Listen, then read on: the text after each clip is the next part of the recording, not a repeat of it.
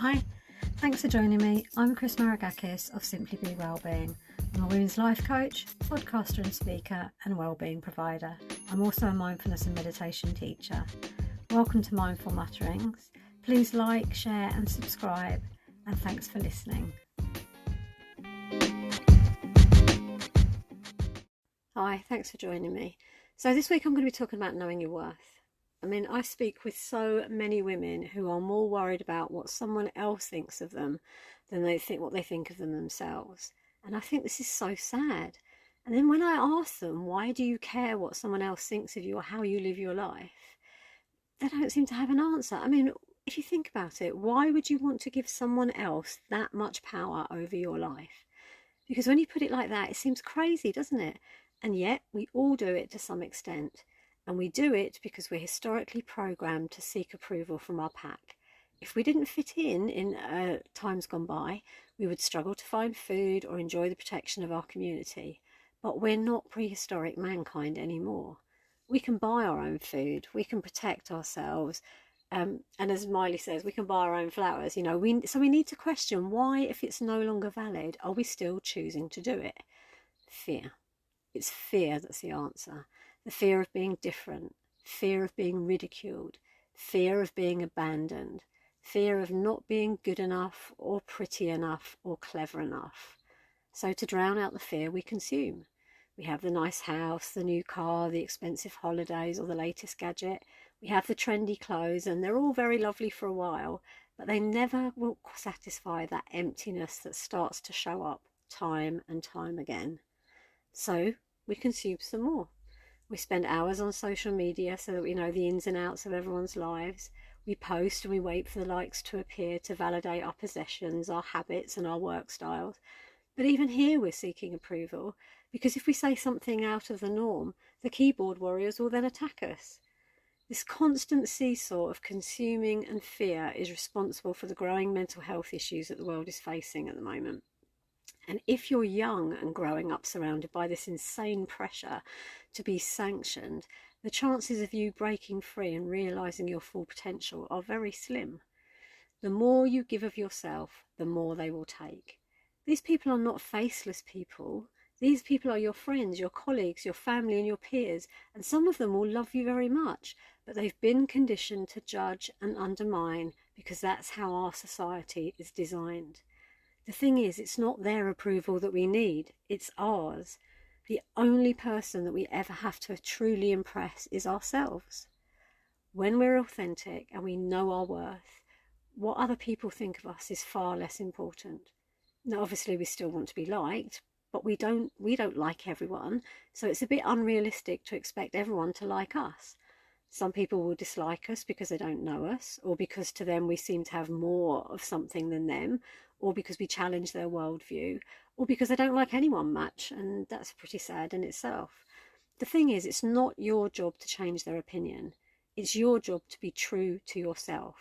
It's your job to be the best version of you that you can be, and it's your job to leave the world a better place than you found it. It's also your job to be happy, fulfilled, compassionate and kind, and to be a better person today than you were the day before. Because see, our ego is a construct that's been formed since birth through watching how other people behave and listening to what is said around us. And then it puts us at the centre of all that information, and it devises a way for us to try and get what we think we want all the time. And it really, really doesn't like it when we don't get what we think we should have.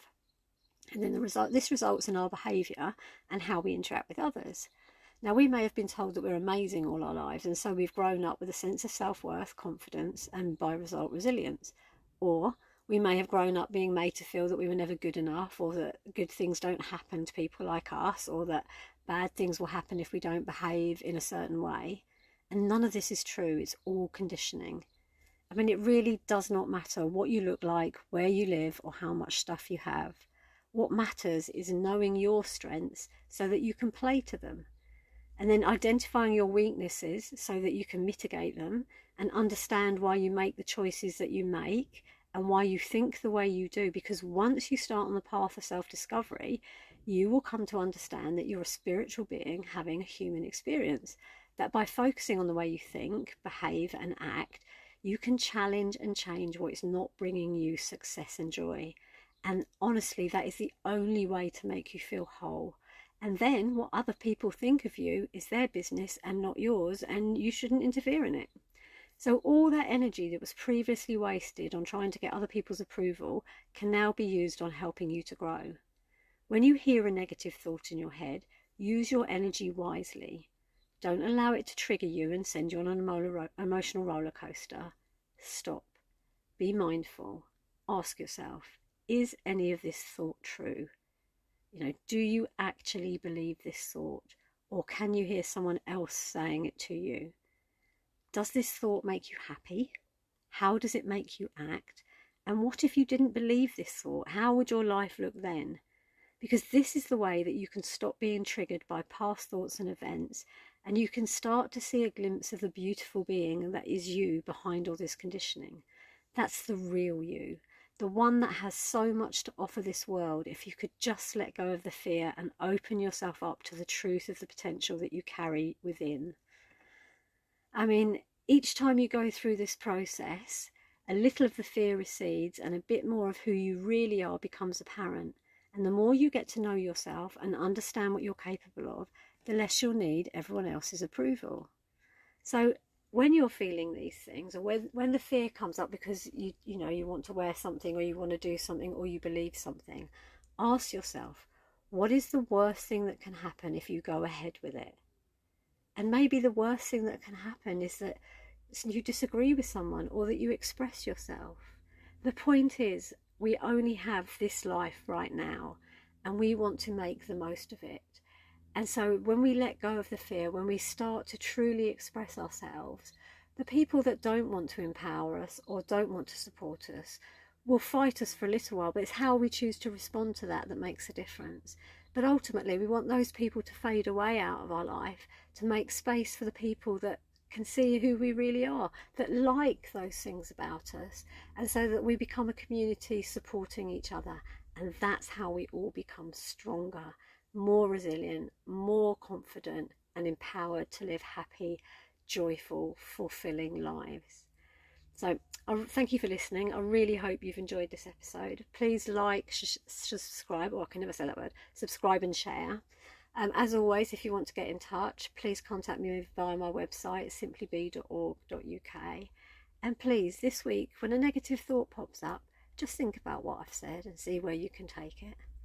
Thanks for joining me. Hopefully you'll join me for the next one. Take care. Bye.